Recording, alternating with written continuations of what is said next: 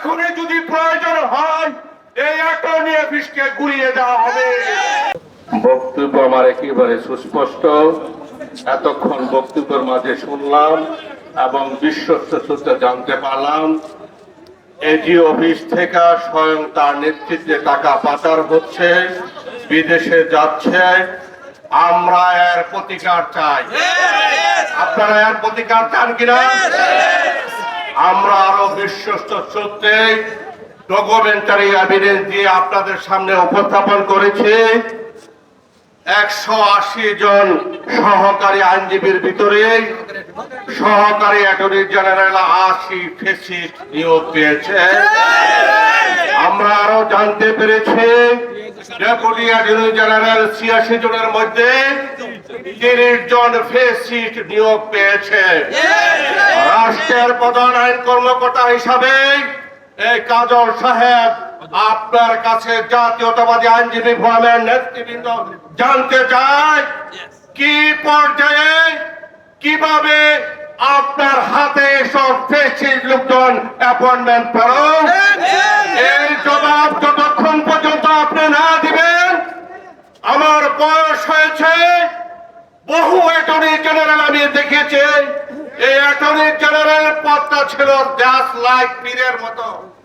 25 বছরে বহু attorney general দেখেছে। সেই পীরের মতো চেয়ারকে আপনি কলুষিত করেছেন, ফ্যাসিস্টদেরকে নিয়োগ দিয়েছেন। ডকুমেন্টারি আপনার কাছে উপস্থাপন করছেন। জাতীয়তাবাদী আইনজীবী ফোরামের নেতৃবৃন্দ আজকে আপনার এক দফার জন্য প্রস্তাব দিয়েছে। নিশ্চয় এই আন্দোলন সময়ের বিবর্তনে এক দফার দিকে যাবে। প্রয়োজন হলে আমার এই 25 বছরের অভিজ্ঞতা এখানে কাজে লাগাবো, এক দফা কিভাবে রূপান্তরিত করা যায়। সংগ্রামী আইনজীবী ভাই ও বোনেরা, সাংবাদিক বৃন্দ, আরো আপনাদেরকে ডকুমেন্টারি এভিডেন্স দিচ্ছি।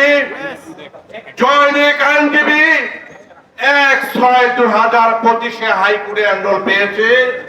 আপনারা জানেন একজন আইনজীবী যদি নিয়োগ পেতে হয় আইন অনুসারে তার 5 বছর লাগে। কিভাবে একটা আইনজীবী 1 বছরের ভিতর নিয়োগ পেল? অ্যাটর্নি জেনারেল অফিস আপনার কাছে জবাব চাই।